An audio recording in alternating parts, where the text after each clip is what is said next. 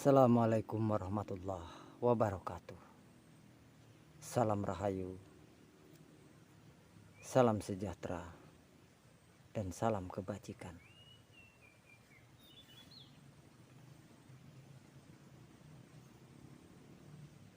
Di awal semua kita mengawali itu dengan bacaan bismillah. Tapi kita belum bisa menyadari akan makna dari kalimat tersebut, dari apa yang kita baca. Padahal ketika kita renungkan, coba kita renungkan, apa sih yang dimaksud bismillah? Padahal ini adalah pintu gerbang kesadaran. Pintu gerbangnya kesadaran ada pada bismillah. Untuk mengupas gaib, kegaiban Allah, pintu gerbangnya adalah bismillah. Mari kita berbicara dengan santai agar tidak salah paham. Bismi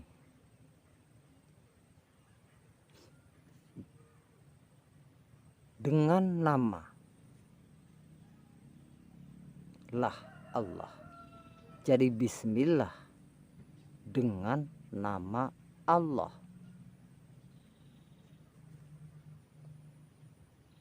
Apa sih yang dimaksud dengan nama Allah?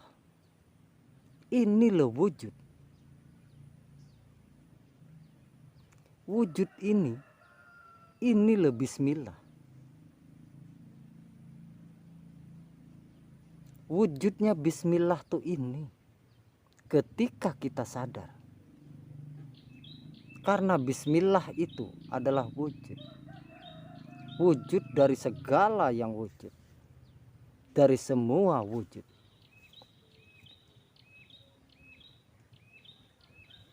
Tapi ketika kita terapkan ke dalam diri bismillah tersebut, ke diri maksudnya, ke diri kita, inilah yang disebut Allah itu wujud. Kata Allah, aku itu wujud.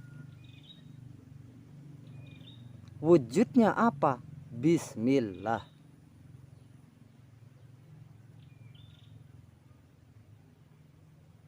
Dengan nama Allah. Berarti wujud yang sekarang sedang kita akui itu loh namanya Allah.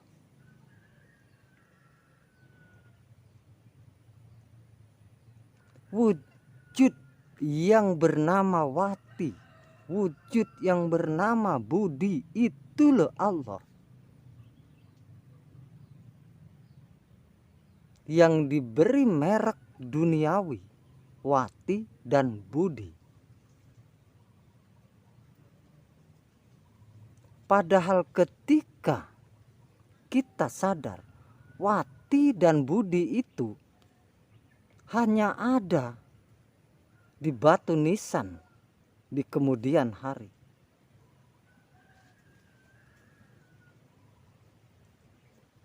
Karena tiada yang ada itu adalah terkecuali Allah.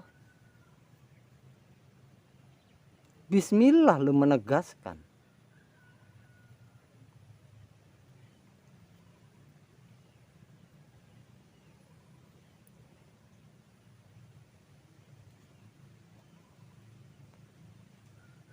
Tapi terkadang kita belum menyadari. Coba kita renungkan. Kalau bismillah itu wujud dari nama Allah yang berwujud, yang diberi nama Wati atau Budi, itu melakukan sholat. Siapa yang sholat? Bukankah katanya menyembah Allah? Sedangkan wujud itu namanya Allah.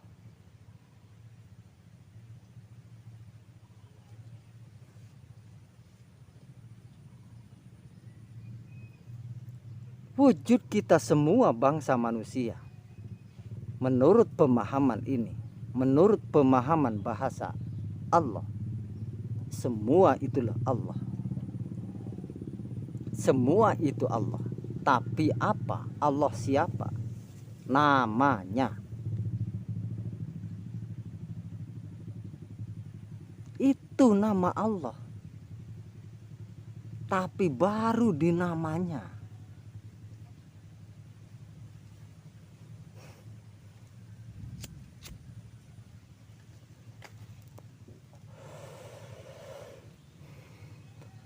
Jadi ketika ada wujud yang melakukan gerakan sholat, berarti nama Allah itu sedang sholat. Namanya sedang sholat. Wujudnya sedang sholat. Yang menjadi unik, katanya menyembah Allah.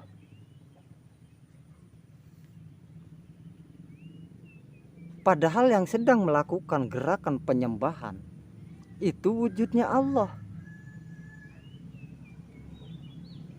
Itu namanya Allah. Harusnya kita tahu kalau wujud ini adalah namanya, maka Allahnya yang mana?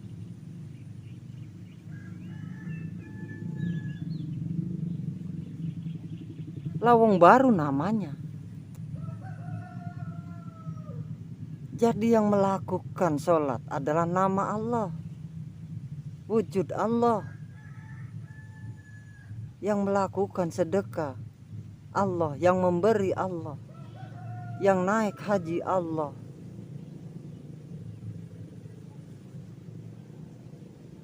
Tapi itu baru di sekitaran namanya. Itu loh namanya Allah. Bismillah, dengan nama Allah. Berarti ketika kita berbicara dengan, berarti ada sebenarnya kita itu.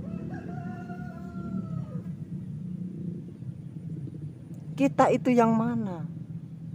Kita itu loh, ini loh, ego, pamrih, dan arogan.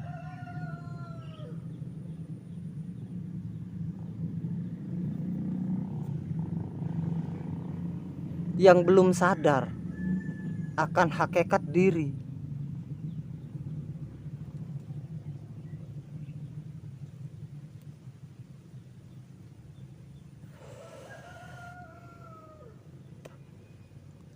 Ketika kita baru mengupas bismillah saja, kita memahami dan melaksanakan itu.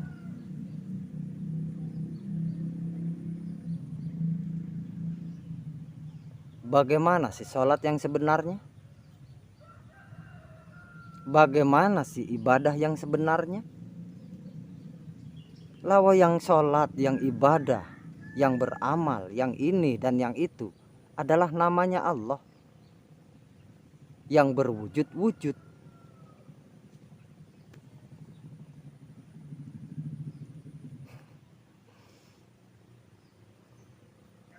Kalau kita bisa menyadari ini saja, berarti Hindu, Buddha, Nasrani, Konghucu, dan yang lain sebagainya itu tidak ada.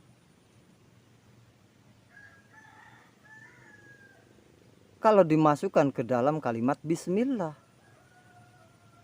artinya apa tidak ada itu? Tidak usah memperdebatkan perbedaan yang belum kita ketahui.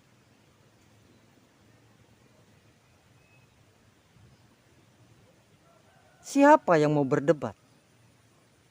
Kalau di dalam kalimat ini, itu semua, mereka semua adalah namanya Allah, wujudnya Allah. Lalu untuk apa kita berdebat? Untuk apa kita mencela? Untuk apa kita mencaci?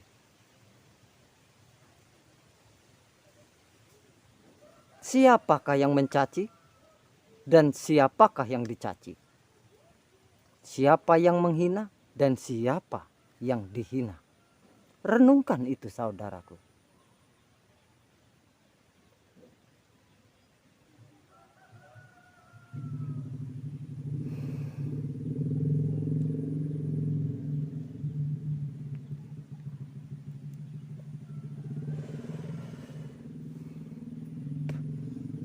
Kalau ada seorang yang bisa menghatam Al-Quran, siapa yang menghatam itu?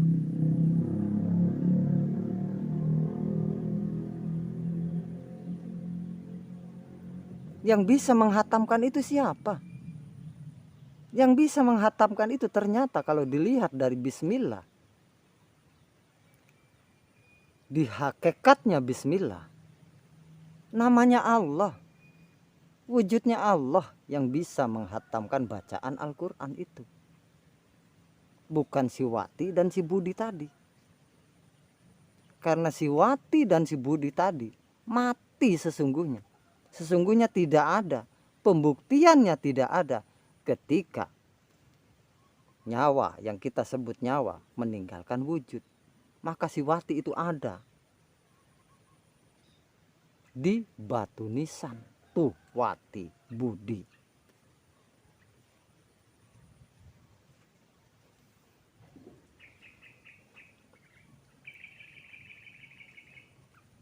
Sebenarnya sederhana, saudaraku, saudara dan saudariku.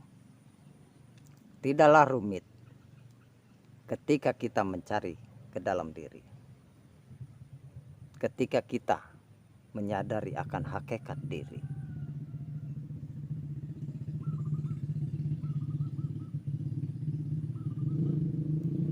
Ternyata yang dimaksud bismillah oleh bismillah tersebut nama Allah.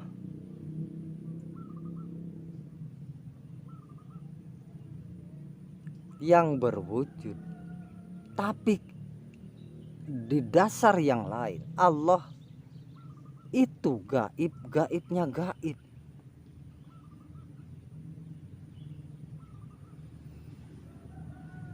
Di satu sisi Allah itu wujud,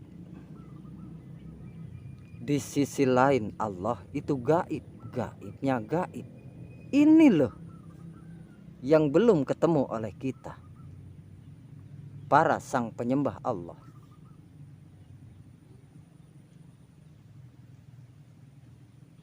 Berarti ketika wujud itu bergerak melakukan ibadah, itu namanya sedang mencari.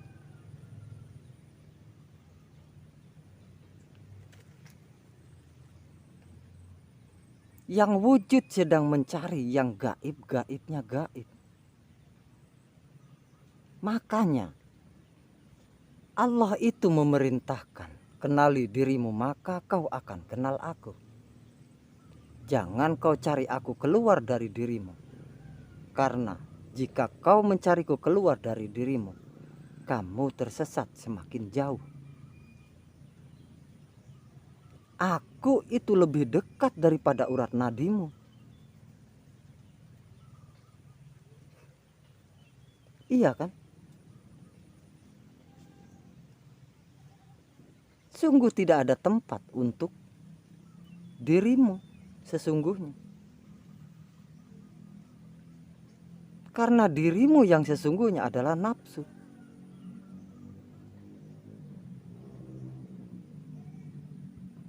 Yang ingin dipuja, yang ingin dipuji.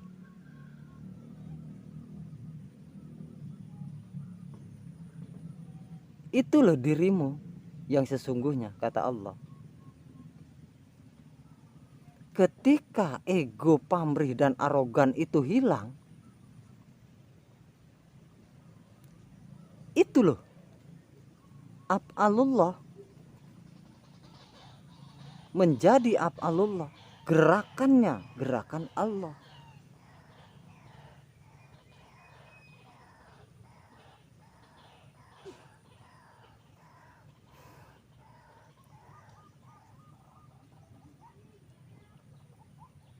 Terkadang kita tuh terbelenggu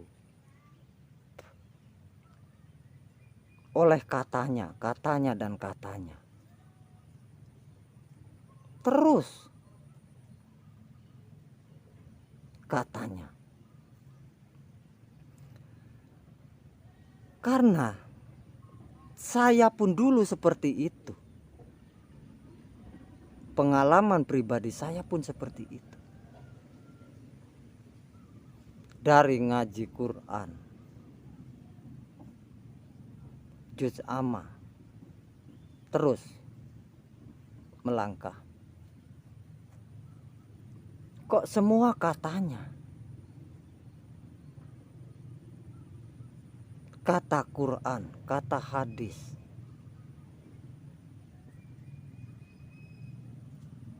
lalu kata saya kapan?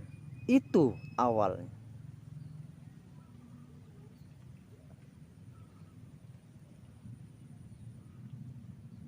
Coba kita telusuri untuk menyadarkan kita. Kita kata guru kita kata gurunya, gurunya kata gurunya. Atau kita kata guru, guru kata wali, wali kata para sahabat kata Nabi Muhammad. Berarti titik akhirnya ada di Nabi Muhammad.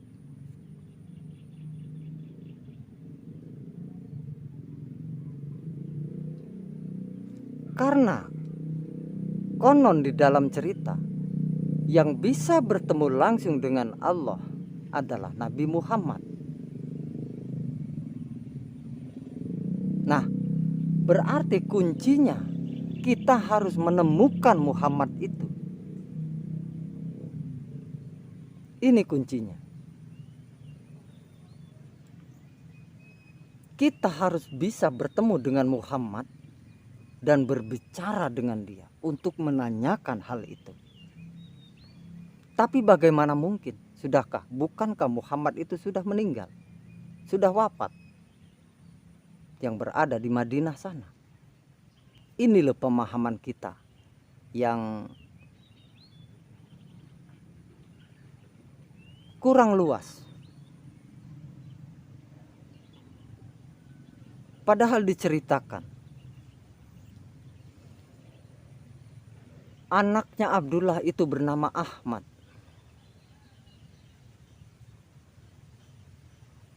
Anaknya Abdullah itu bernama Ahmad. Lalu Muhammad itu siapa? Nah, ini di sini kuncinya. Kita sederhanakan sajalah bahasa itu biar kita bisa mengerti dengan mudah. Muhammad itu adalah nur.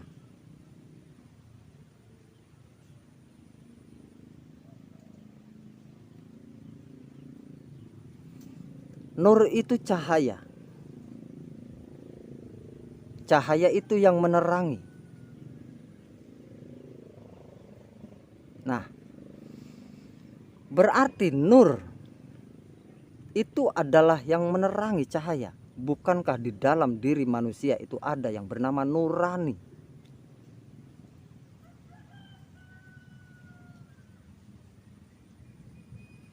Kalau nurani itu bisa menerangi, harusnya jelas.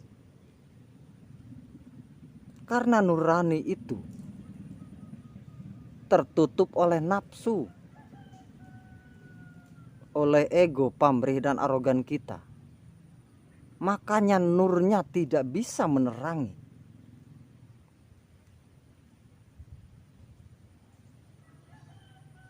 Bahkan nurnya itu tertutup oleh nafsu.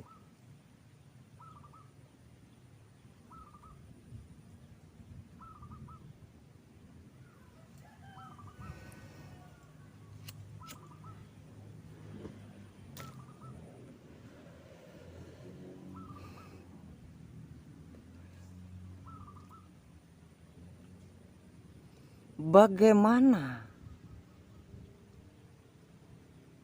kita yang hanya sekedar nafsu ini bisa bertemu dengan nurani, bisa berbicara dengan nurani, bisa bertemu, berbicara dengan nurani, sementara kita belum bisa menundukkan diri kita yang sesungguhnya, diri kita yaitu ya sang nafsu, belum bisa mematikan itu. Bagaimana mungkin kita akan bisa bertemu dengan Muhammad?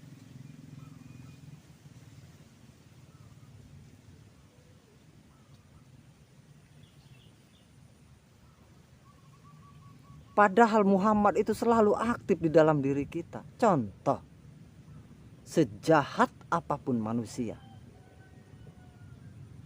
ketika akan melakukan satu kejahatan, di dalam nuraninya itu berkata, jangan.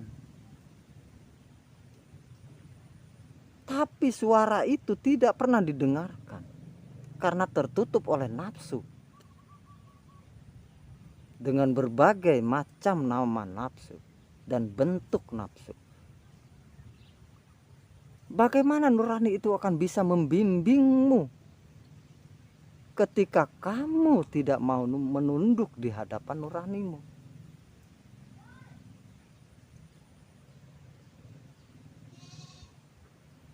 Sedangkan yang bisa bertemu langsung dengan Allah yang gaib-gaibnya gaib ketika Nabi Muhammad melakukan Isra Mi'raj,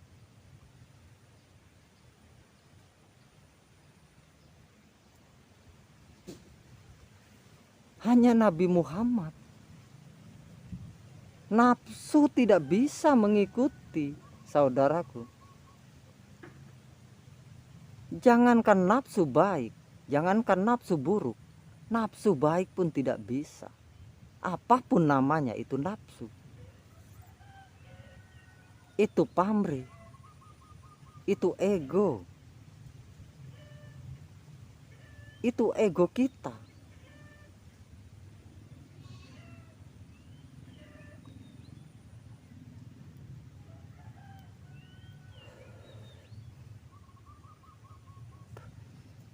Jadi tidak perlulah kita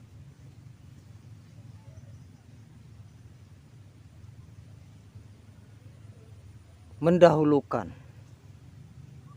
menilai, menyalahkan. Ketika kita menilai dan menyalahkan, itu loh ego kita yang masih belum bisa tunduk.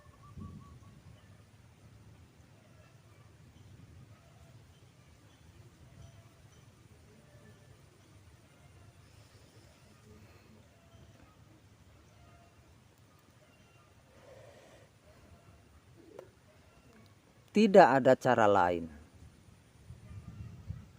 untuk bisa bertemu dengan gaibnya Allah. Tundukkan egomu, matikan nafsumu.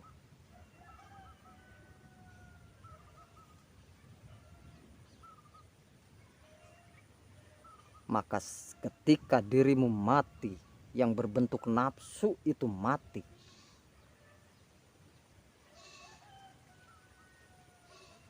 sungguh yang gaibnya gaib itu adalah nyatanya nyata.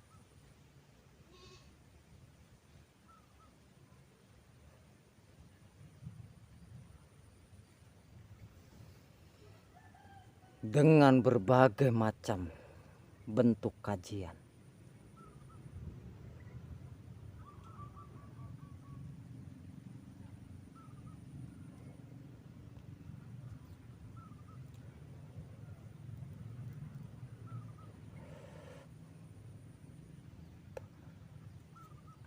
karena memang Allah itu serba maha.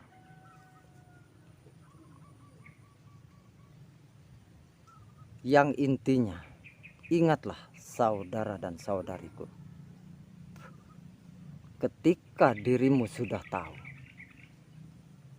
bahwa wujud yang sedang kau akui itu adalah namanya Allah, adalah wujudnya Allah. Janganlah kau bawa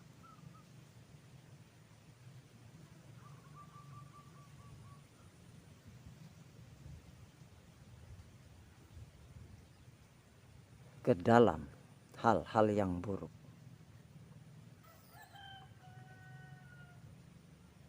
Seharusnya kan seperti itu. Ketika kau tahu itu dan tidak pernah melawan hati nuranimu, kau akan terbimbing, kau akan selamat dunia dan akhirat.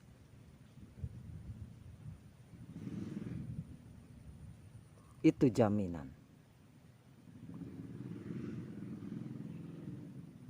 Ketika dirimu yang sesungguhnya adalah nafsu itu bisa mati.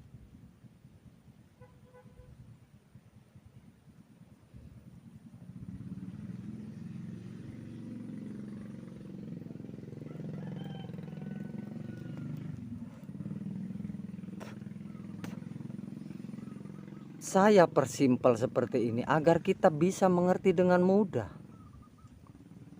Tidak berdalil, tidak berhadis.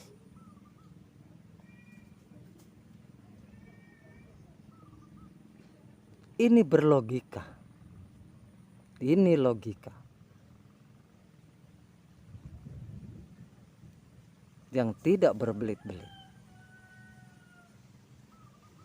Terima kasih, saudara dan saudariku. Wassalamualaikum warahmatullahi wabarakatuh. Salam rahayu, salam sejahtera, salam kebajikan, dan salam untuk seluruh alam semesta dan seisinya tanpa terkecuali. Terima kasih.